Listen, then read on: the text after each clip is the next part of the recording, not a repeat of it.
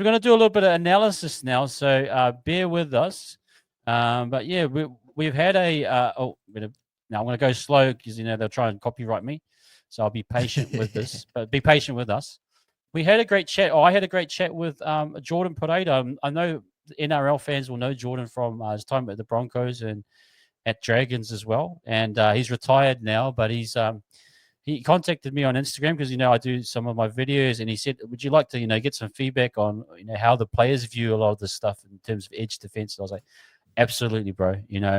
And I'm so open to learning. I want to learn. The reason I really started this stuff because the pros weren't really sharing that knowledge, but it's great to have someone like him with his vast experience share a little bit more about edge defense. And we want to kind of, me and Ash, explain to you his thought process and actually why people are saying Roger has been jamming a lot. I know that's probably, or Pompey's too slow, all those things. I think we want to try and understand why the players make those decisions. So we're just going to go through some of this stuff now. And actually, in my video, I was saying that Pompey needed to get off his read here, and that Roger should sag back a bit. Now, Jordan shared with me that actually in this situation, that Roger should have jammed. So you can tell I had a different view, and Jordan, with his experience and knowledge, actually said no. From what the cues are, that this was actually a good opportunity for Roger to jam Tommy out the back. And what his explanation was is that because Pompey has got Garrick there, as you can see, Garrick's about to come in, and Pompey is having to, come in and check Garrick there. That's quite difficult for Pompey to get off that read and then straight away go and try and take Turbo. And what Jordan was saying as well is that if you can, for Rogers to identify what type of mode the fullback is in on the out the back there, is he in a run mode or is he in a pass mode? And in this kind of style, and what you can see from Tommy is that he is in a run mode. And so his suggestion based off that cue, and also that Olakau'atu being the ball player in the situation, it showed through those cues that this is worth jamming the specific play. You said Olakau'atu, although he's been given license this year to ball play a bit, it's very highly unlikely that he'd throw the tunnel ball to Saab in this situation. So he said based off of those variables and the cues that he's seen, that he would probably actually have Roger jam in this specific situation. Yeah, shoot on Tommy there. So I said in my video, Roger should sag back. But from his vast experience, he said, no, the cues tell me that this is actually a jam situation. So we'll just see it play out a bit. And obviously we saw, the pace of Tommy flying at that moment. And then Roger, getting caught with the speed as well. But yeah, what was your thoughts, Ash, on what Jordan was sharing and his knowledge, and actually, helping us as fans to maybe not be so critical on the players, but sometimes even the system. He said sometimes coaches teach you to jam in that situation. Sometimes they teach you to give space. And so I just want to help everyone understand to be a bit fairer on the players. Yes, they do make mistakes, but the wing defense is probably one of the most difficult in the game in those situations. But yeah, what were your thoughts on that? 100%. And when we think about it, it's like we're pausing this and in moments, and within that last pause, we've just seen that play go from the 15-meter line to the 40-meter line of Saabs on the outside. So this is a quick amount of time that Roger had to make the time up of whether he's going to go all the way in and all the way out. And think of human beings, right, as habit type people, right? So we build habits on the off season, away our defensive shapes, depending on what looks that we see. So in these moments and that, due to our system, it would probably more bode to Roger to really cut off that space of Tommy Trbojevic, which I thought we did a little bit better after that first try that they scored. I thought we cut off a lot of the timing of Tommy Trbojevic and all that in moments later on. In that play there, as Jordan was kind of touching on, it's also a player type thing, right, where Olakau'atu is 100% right. Ola had never been known before maybe the last year or so, maybe around that period to be a ball player, but we're just seeing him having that kick out type role this season, which is throwing a lot of teams off because Olakau'atu, as we all know, is a damaging ball runner. So to see him in this look is very interesting for, our outside men to really look at him and go, we're seeing a big damaging back roller that's playing this outside shape. That, and also, looking at the read, all defensive systems usually should work from protecting your inside shoulder. So that's why Pompey has to sit on that read and help out that halfback in that area, right? So it's kind of like really good attacking shape versus a defensive system. So it's really unfair in those quick moments. As I said before, when we pause and unpause, we're seeing how much time in between that Pompey has to read on that moment, and also Roger has to read. And he kind of comes off earlier.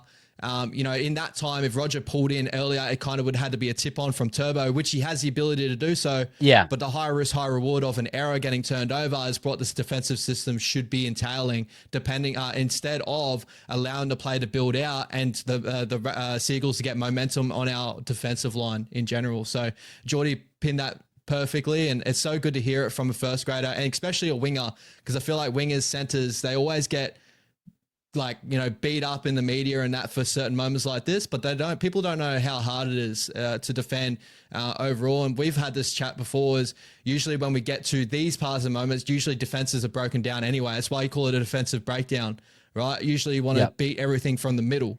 As soon as it goes out to an edge where we have to defend like this, it's usually a breakdown overall. So, Yeah. So I think it's a mixture of, what the coaches tell Rog and Pompey. It's not always on them. I mean, Jordan explained that sometimes the coaches tell you to do one thing and then you do it, and then they say, hey, you got that wrong. It's like, well, you told me to do that and it didn't work. So I think it's getting a mutual understanding that, Pompey in this situation, it isn't his fault. He has to take his inside shoulder there.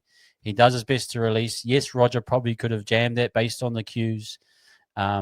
But this is the difficulty of the game, especially out on the edges. We'll just show you another one that he shared a great example of as well. Was this other try, and actually highlighting that sometimes it's comms as well. If you come here, DC drops underneath, and then from here, Chanel could have actually said go, or a comms to say man on, everyone's a slide essentially, because he's got Brooks at that point. Now, one thing that Jordan said, that because you can see RTS is just a little bit ahead of the guys, he says Jordan liked that. He said he liked that, but at the same time, it takes your peripheral away as to what the other guys are doing. So maybe in that situation, Roger lost a bit of that periphery, and did decide to come in. Whereas probably it's a mixture of maybe CHT and Pompey getting the comms out to say man on, or check and slide, that type of thing, instead of just purely blaming Roger for jamming in.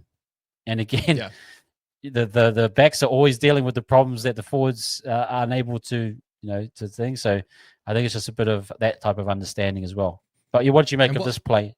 Yep. What proves that point too, bro, is seeing Pompey and Roger both key in on the one man of that inside man, that center. It shows that the comms maybe fell apart within this moment. So Pompey obviously was more relying on the the slide defense and having that man on, where Roger, probably if they got a lot of good communication to that edge, they could have pushed Roger out to Sabi and maybe shut down this play as well. Overall, and as a winger, I played backline when I was growing up at times too. Just knowing usually your cues come off that center as well. A lot of the time what I learned was whatever your center do, you follow them in moments as well. So that's where it all comes from, the inside. So it'd be good to see him clean up in that area in moments. Especially in a moment like that. The one area I did key on before as well, seeing that play there, the ball was caught on the inside shoulder of Olakau'atu. So Brooksy did a Shepherd type moment. So if Chanel technically in that moment just jumped off early and tried to push early, it could have been called for maybe a little obstruction call there, but that's not what Josh able was to be saying, due to You actually have to be experienced in doing that too. Who was one of the good halves that Mitchell Moses? Mitchell was it, Moses or- is incredible at it. Yeah. And He's DC, really good the at man it. that we played against, bro. DC, DC is very incredible at good. it. They're good Yeah. at taking those dives. They know when he's caught it on the inside. I want to go into this lead run right here and fall down, and it's a penalty. It usually is, but I think that's kind of a systems thing. Oh, Chanel maybe not being experienced in those, and being we're not like you guys, Aussie guys. We will fall down or roll the ball at the wicket. We try to play fair. Oh, You guys I will love win to at all see it. costs. Hey, win at all costs, baby. We don't care how we do it as long as we do it. At the end of the day. Yeah, at the end of the day, it doesn't matter. Yeah, but anyway, guys, that was some of the analysis from the bro Jordan, and mate, I was buzzing to hear it from. Sorry, Ash, go ahead. Yep. The last thing I would say, though, guys, is I wouldn't be too worried as in the fact of our edge defense. I thought our edge defense in moments did have moments where it did look shaky, obviously early on in the game, but we did key in on it a lot better and we fixed it out. The biggest positive we want to take out of this, guys, is, teams aren't running through us. We're protecting our middle and our inside, first of all, and that's a very big positive.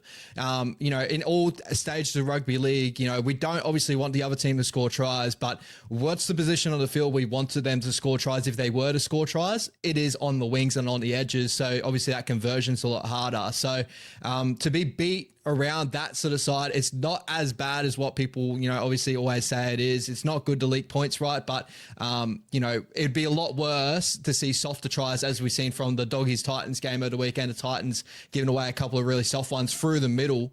If we're getting line breaks for the middle and our edge back rollers are punching holes through us, that's a bit more of a worry for me than like a breakdown on the outside edge, which those stuff can get cleaned up over time, in my opinion. Yep. And great analysis here from Buzzman. Nice analysis. It was Pompey's fault. Everything's Pompey's fault.